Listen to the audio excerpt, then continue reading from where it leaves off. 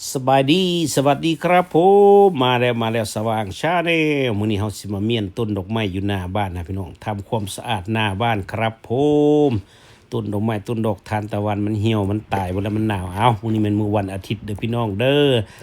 มาติดตามเบิ่งกันยาวๆครับถ่ายให้เบิ่งยาวๆประมาณ10นาทีพุ่นล่ะเบิ่งแล้วก็อย่าลืมกดไลค์กดแชร์ให้ไอ้หนุ่มเพย์บอยเฮาเด้อพี่น้องเด้อนี่ตอนนี้เฮากำลังขี้นต้นดอกดาวเรืองบ่พี่น้องอยู่หน้าคันใดทางยางเฮานี่แหละหลังจากเขาขี้นดอกดาวเรืองนี่แล้วเขาก็สิไปตัดต้นดอกอันน่ะทานตะวันเล็กพี่น้องมีต้นทานตะวันเล็กบอกเวลาอยู่ข้างหน้าเขาสิตัดเพราะว่าดอกมันหล่นหมดแล้วเหลือแต่ต้นมันบัดนี้มันหกเนาะพี่น้องเนาะบ้านฝรั่งเขาเจ้าขี้นหมดแล้วยังแต่บ้านเฮาเนี่ย ติดตามเบิ่งคุณน่ะพี่น้องเบิ่งกันยาวๆเด้อคุณน่ะหอบมาไปทิ่มใส่ถังขยะพี่น้อง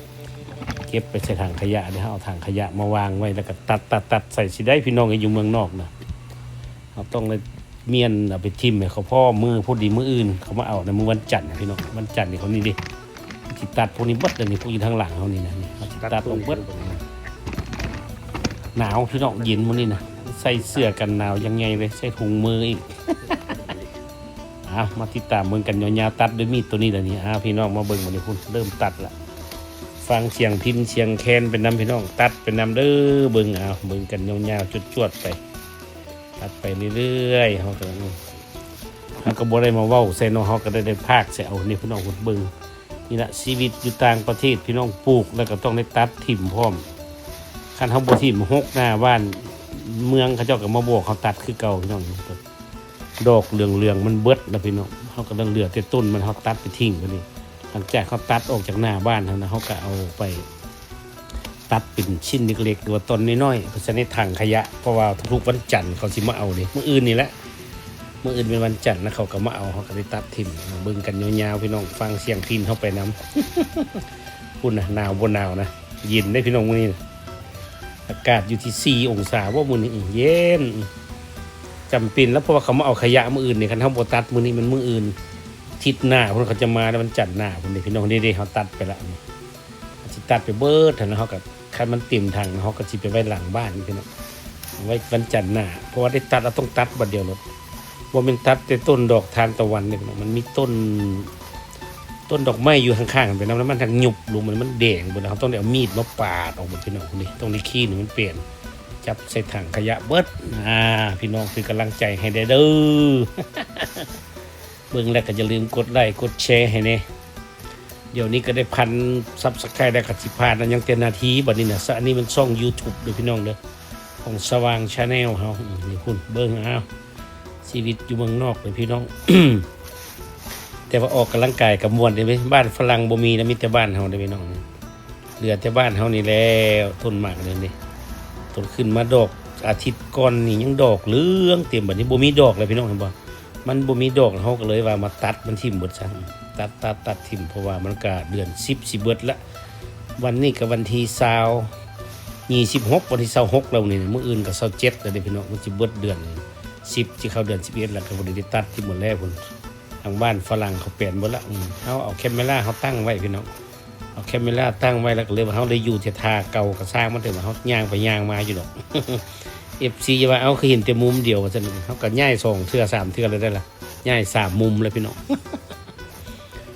นี่ใกล้สิแล้วพี่น้องเบิ่งนี่ได้ครึ่งนึงแล้วได้เห็นบ่เฮาตัดได้ครึ่งนึงแล้วคุณย่างมาหากล้องตลอดเมื่อยธรรมดาเมื่อย เมื่อยแฮงสู้ต่ออีกประมาณอีกตัวนึงแล้วก็แล้วนี่เตรียมบุกคุณได้3-4กองแล้วเด้เสร็จแล้วเขาต้องตัดในถังสีน้ำตาลอยู่หน้ารถทางนั้นพี่น้องคันนี้เอาตัดเป็นตอนน้อยๆต้องเอามีดเป็นทิ่มนี่ครับต้องตัดใส่เขาใส่เบิดหันบ่ได้เลยมันหลายโพดมันก็ล่นคันมันล่นออกมานอกเขายกไปมันก็เหี่ยนะนี่ตัดใส่ถังนี่ถังสีน้ำตาลนี่นะสีบราวน์นี่เขาสิมาเอามื้ออื่นนี่พุ่นน่ะจนสิเต็มนั่นนะพี่น้องถ้ามันเต็มแล้วเขาก็สิตัดออกเบิดซื้อๆเราไปไว้หลังบ้านมันจันทร์หน้าเขาก็สิตัดใส่อีก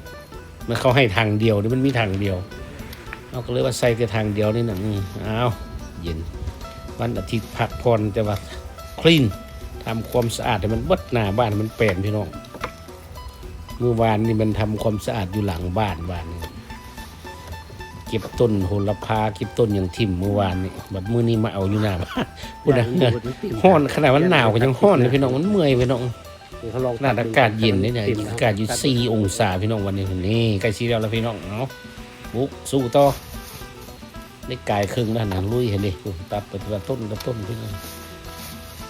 แต่ว่ามันนั่นน่ะเขาปลูกทีนี่พี่น้องมันเป็นเกือบห่วย200 ต้นพอแล้วพี่น้อง200 กกผลมันดอกมันงามตัวเหลืองๆเขาถ่ายลงเรื่อยๆพี่น้องเห็นบ่มันยังเคยถ่ายลงเรื่อยๆดอกสีเหลืองถ่ายลงตลอดวันนี้เขาก็เลยว่าห่วยมาเอามันดอกเหลืองเบิดแล้วก็เหลือแต่ต้นลาบซาบที่พี่น้องเอาไว้เขาก็เลยว่าตัดทิ้งซะหน่อยนี่คนเบิ่งลุยเอาอยู่คนเดียวนี่เกือบชั่วโมงป่ายคนพี่น้องแต่ว่าเขาถ่ายให้เบิ่งประมาณ10 นาทีนึงแหละโอ้มันโดนมันหลายได้ส่วนเขาสิตัดเลี้ยวเนาะตัดออกแต่ละอันเขาตัดแล้วก็มันมีดอกไม้ที่ว่าของดอกฝรั่งนะมันแต่ว่ามันหนาวแล้วมันหยุบนี่มันแดงๆนี่เขาต้องได้เอามีดมาปาดมีดเข้ามาปาดเลยพี่น้องแล้วก็ได้โคใบไม้ทิ่มอีกใบไม้เขาบ่มีต้นไม้แต่ต้นข้างบ้านมันหล่นมาใส่เต็มหน้าบ้านนะพี่น้องเบิ่งพูดนะปลูกใบไม้พูดให้บ่ธรรมดาเขาเอาใส่ถุงนะเขาหลดห้วยใส่น้ำใบไม้เขานี่ซะว่า ยัดใส่นี่เบิดเลยยัดใส่จนเต็มถังสีบราวเลยนะพี่น้องเหลืออีกหน่วยนึงเอาไปไว้อยู่หลังบ้านเพราะมันบ่เบิดมันหลายในต้นอันนี้พูดนะมึงไหมเอาตัดออกมาต้นมาเป็น200-300 กกพูดให้พี่น้องที่คิดว่ามี100 ต้นมันโมเมนต์เลยเขาปลูกบอกได้ร้อยมันขึ้นมาแล้วตัดแต่ต้นน้อยมันที่หมดต้นใหญ่มันไว้มันงามมึงดอกแต่ว่าท้ายเดือน10แล้วมันเบิดอะดอกนั่นนะแต่ว่ามันนานตายกว่าหมู่เลยที่จริงต้นมันยังบ่ตายใช่ไหมพอมันบ่มีดอกแล้วเขาก็เลยว่าโอ๊ยบ่มีดอกแล้วจักเสียไว้ให้หยังเนาะบ้านฝรั่งเขาเมียนจะโดนหุ่นตั้งแต่ท้ายเดือน9หุ่นต้นเดือนพวกเขาจนว่าฮอดวันที่26แล้วมื้อนี้เขาจะค่อยเมียนคนทั้งหมดต้องเป็นเดือนแต่มันงามดอกอันนี้นะดอกทานตะวันเล็กแต่ว่ามัน เมื่อยแหงกลับมาหาก่อนใกล้แล้วพี่น้องใกล้แล้วนี่ยังอีกบ่ฮอดแมทบ่ฮอดแมทมันยาวไปถนนพุ่นเด้ตั้งแต่หน้าบ้านนะไปฮอดถนนมันก็10 ปลายเมตรพุ่นเด้พี่น้อง14 เมตรพุ่นนะตั้งแต่คันใดออกหันทางถนนนะบักยาวๆไปเขาปลูกสุดไปจำขอบถนนวินถนนเมืองเขาพุ่นนะ บ้านฝรั่งเขาบ่เฮ็ดได้มีแต่เฮานี่แหละเฮ็ดมันงามดีพี่น้องเด้เบิ่งดอกมันยังแต่ว่าดอกเหลืองๆมันหล่นออกเบิดแล้วบัดนี้เฮาก็เลยว่าโอ้นี่ดิต้นดอกไม้นั่นมันมีต้นดอกไม้นำอีกแล้วบ่มีแต่ต้นดอกนี่นะที่แรกเฮาปลูกดอกไม้ใส่ก้อนเนาะส่วนดอกทานตะวันเล็กมันสิขึ้นมันก็ดนเติบหลังจากดอกทานตะวันเล็กมันใหญ่แล้วมันก็งวมต้นดอกไม้เฮาขึ้นไปมันกายเห็นบ่นี่มันสูงกายหัวเฮาพุ่นน่ะโอ้ยใบไม้ก็หลายเท่าไหร่ว่ามันหล่นมันบักข้างบ้านนี่พี่น้องบ้านคนฝรั่งนี่นะต้นมักใหญ่เฮาถ่ายรูปเรื่อยๆนะมันบัดนี้ใบมันหล่นมันก็ปลิวมาแล้วพี่น้องเต็มเฮือนติดกันนี่นะพุ่นอ้าวใกล้สิแล้วลุยบักลาลุยสู้ๆพุ่นโอ้สะอ่อนเพิ่น หนาวบ่หนาวขี้มูกย่อยยำๆอยู่พุ่นนะ ลุยโอ้แห่ใกล้แล้วดิพี่น้องนี่ดิ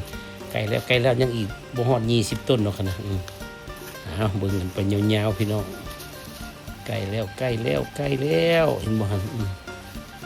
ตัดไปเรื่อยๆ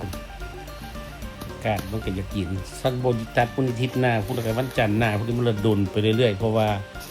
ถังขยะเฮานี่นะเขาจะมาเอาวันน่ะเฉพาะที่ต้นไม้นี่มันเอาวันจันทร์พี่น้องทางสีบราวนี่นะสีน้ำตาลนี่นะจะมาแต่มื้อวันจันทร์มื้อวันทำมื้ออื่นบ่วันพฤหัสแต่มันเอากระดาษกับเอาขยะอันนั้นน่ะสองทางพร้อมกันบ้านเฮานี่มาบ่คือแต่ละบ้านบ่คือกันนี่เนาะนี่ใกล้แล้วเอาลุยนี่ใกล้สิแล้วล่ะใจจะหมดแล้วโอ้ลุยนี่ไปฮอดข้างหน้าก็เบิดอันนั้นอีกจักสุ่มนึงเฮือเตียนย่างมาหาแต่กล้องตลอดมันย้ายกล้องมั้งโอ้บิดกล้องใส่เจ้าของ สู้ใกล้แล้วเพิ่นว่าตั้งใจกินน้ำก่อนไปกินน้ำก่อน เที่ยวเลยพี่น้องใกล้สิแล้วละ สู้ไปกินน้ำคนบดหนึ่งพี่น้องนี่มาบ่นี่มันเย็นหลายได้เอาอันหมวกเสื้อขึ้นมาปกหัวพี่น้องออกไปอยู่นอกดุนนะมันเย็นเลยพี่น้องเย็นอากาศที่3-4 องศาในมื้อนี้นะเลยว่าอยู่ด้านล่างก็เมียนซะเถอะว่ามึงหน้าก็สิได้เขาไปการมามันเมื่อยเด้แล้วมื้อนี้บ่ได้ไปการในวันอาทิตย์เอาลุยสู้แหนก็สิเรียกยังน้อยเดียวพี่น้องอันนี้บ่ วนและจะหมดแล้วเหลือหน่อยเดียวให้หมดนะเอาใกล้สิเบิดแล้วลุยถ้าเบิ่งบัดมันสิเบิดสิเป็นจังได๋ตบมือให้เด้อบัดแล้วแล้วพุ่นว้าวเอาใกล้แล้วนี่ยังอีกจักต้นหนึงบ่ฮอด10ต้นเอาสู้พุ่นเนี่ยเอามาสู่กองกบ เย็นพี่น้องมันหนาว หนาวจังเลยว่าซั่นนี่อ้าวหนาวตัวน้องลุยอันนี้มันต้นดอกไม้ธรรมดาเลยลกทิ่มเป็นน้ำพี่น้องมีดปาดไปเพราะว่ามันหนาวแล้วมันหยุดเบิดมันหยุดเบิดหยุดลุยใกล้จะเสร็จแล้วครับผมจะเสร็จแล้วเหลืออีกบ่กี่ต้นแน่เห็นบ่ผลงานวันนี้ไม่ได้ไปทำงานก็ทำงานอยู่บ้านพี่น้องเอ้ยเห็นบ่คุณจักมีดจักตันไก่อันนั้นมันหยาบเลยนะมันถึกกันนะอากาศหนาวแล้วมันหยุบลงมาแล้วใบมันหยาบๆหน่อยหนึ่ง ดอกไม้พี่น้องนี่เหลือบ่กี่ต้นเอานั้นออกแล้วจะไปเฮาสิตัดเบิดแล้วก็ตัดแล้วตบมือให้เด้อพี่น้องเด้อนี่แหละเห็นบ่ทำงานพี่น้องให้เบิ่งเอานี่คุณปลูกงามแล้วก็บัดมันบ่งามแล้วก็คนที่พุ่นน่ะกองจังได๋เฮาสิไปตัดใส่ถังน้ำหลังเฮาตัดลงซะก่อนเฮาตัดให้มันแล้วเบิดแล้วเฮาจังค่อยสิตัดอันน่ะมาทยอยตัดใส่ถังถ้ามันล้นถังแล้วเฮาก็สิเอาไปหลังบ้านเอาไว้วันจันทร์หน้าเฮาสิตัดเป็นต้นน้อยๆไว้มันบ่เปื่อยเด้พี่น้องเฮาตัดทิ่มไว้นะต้นอันนี้เนี่ยฮอดยามสโนเปื่อยปีหน้ามันก็ยังเป็นต้นอยู่นะโอ้มันต้นไม้บ้านจักเป็นอันนี้ใกล้สิแล้วล่ะเดี๋ยวพี่น้องเอา1 2 3ตบมือให้เด้อพี่น้องได้เขาแล้วแล้วเด้อนานนะเบิ่งจึดใกล้แล้วถึงอีกจักต้นโอ้อีกหน่อยนึงเอาจวนจะเสร็จแล้วนะครับผมว้ายเดี๋ยวมึงเตะกล้องเท่านี้มันเบิดสักก่อนเอาจึบเอามันหมดใกล้จะเสร็จแล้วนะครับผมจะแล้ว1ยัง2ต้น3ต้นเอาเตรียมตบมือยังจากต้น1 2ยัง3ต้น4 5เบิดแล้วตบมือเลยพี่น้องตบมือเลยเย้ฟีนี่ตัดออกแล้วก็ปิดบางสิ่งเป็นประมาณนี้พี่น้องในบอกตัดออกจบอยู่เกี้ยงมิลลินแล้วบัดนี้พุ่นเหลือแต่ป้ายอันนี้ป้ายที่เขามากวดหิมะเขามากวดสโนว์เต็มถังอันเนี้ยคุณพี่น้องคุณวันนี้โบเบิร์ดเหลืออยู่หน่อยนึงเขาสิไปไว้หลังบ้านเลยพี่น้องเด้อเอาไปไว้หลังบ้านเอาไปไว้บึงบวนนั่นเรียบร้อยแล้วพี่น้องขอบคุณที่ติดตามชมติดตามมุกโอลีนหันมันเย็นพี่น้องมันอากาศเย็นเลยเบิร์ดแล้วต้นเขาเต็มถังพี่น้อง Please โอ subscribe. เคครับผม Only personal Thank you use is for allowed. watching อย่าลืมกดไลค์กดแชร์กดคอมเมนต์กดติดตามมันให้บ่อยนะบ๊ายบายอดเมื่อย